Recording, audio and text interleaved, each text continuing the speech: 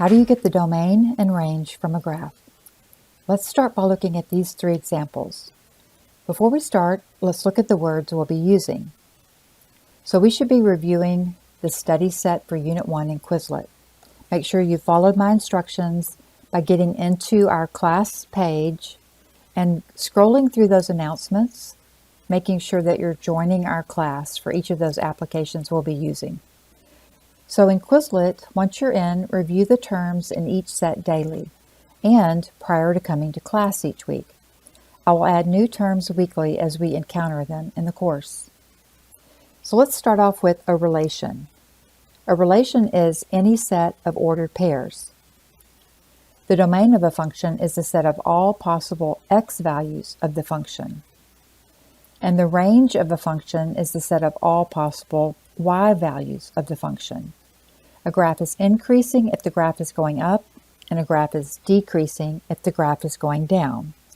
The turning points on a graph are the points where the graph changes from increasing to decreasing, meaning rising or falling, or decreasing to increasing, meaning falling to rising. Now let's use the definitions that you should have reviewed on your own to talk about the domain and range of a function. Recall that the domain is all the possible x values. So let's look at the graph to find out what the x values are that are being represented in this first graph. Okay, so I'm going to start. Remember, the x-axis goes left to right. It's a horizontal direction. So I'm going to start over here, and I can see that there are some values on the x-axis, all of these values here. But where does that x start?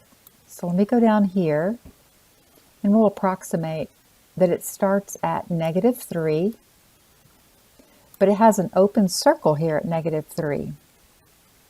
And it goes to the point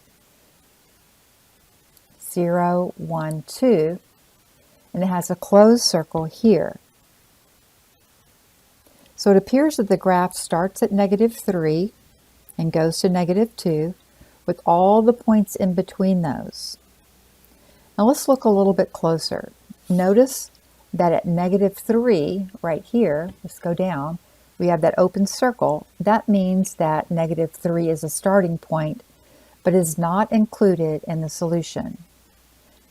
So we're going to use, let me get my pen, we're going to use the representation of parentheses, or another way we can say this is an open, soft, or curved bracket to represent the value -3, because that's open and -3 is not part of our solution. It's simply a starting point.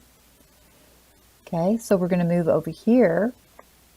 All of the numbers in between -3 and +2, but +2 is filled in.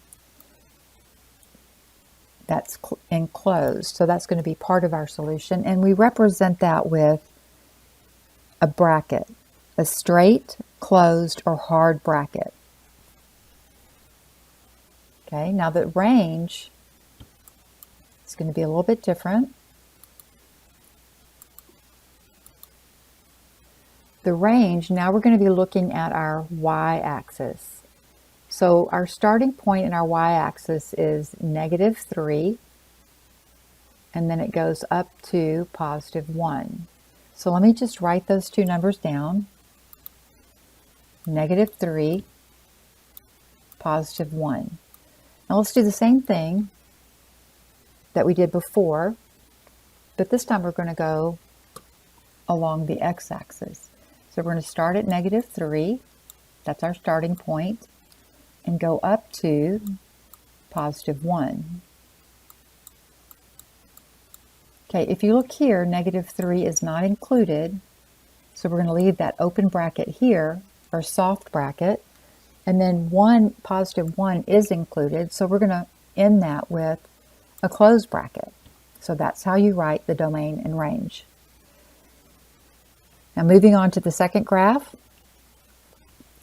let's look along the x-axis for a starting point.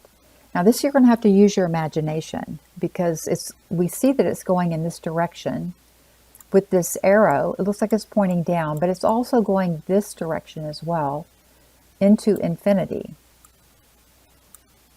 So negative infinity to, let's look on the right side of this, it's going to go slowly into positive infinity. Now let's look at the range. It's easier to see, I believe, or visualize that it's going down, because that arrow looks like it's going down, and up into infinity. So the range is also negative infinity to positive infinity. Now let's look at the third graph. Okay, the lowest point here is at positive 1. Okay, let's look again. Go with the x in the x direction first, because the x values are going to be our domain. Okay, and so we'll have to say, because it's got that arrow and it just continues to go up and slightly to the left, that it starts from negative infinity. Oops. Let me erase that. I wrote an 8 instead of negative infinity. So we see it goes from negative infinity to, we're going to move over, we started over here, we're going to move over to this side, to positive infinity. So it's starting to look similar to that second graph. Now let's look at the range. Those are all of the y values. Well, the y values start, the lowest value is here at positive 1. Okay, and that positive 1 is included, so we're going to have a hard bracket. And then it's going to go up, and it's never going to stop, to positive infinity. So we have the domain and range examples of 3 different types of functions.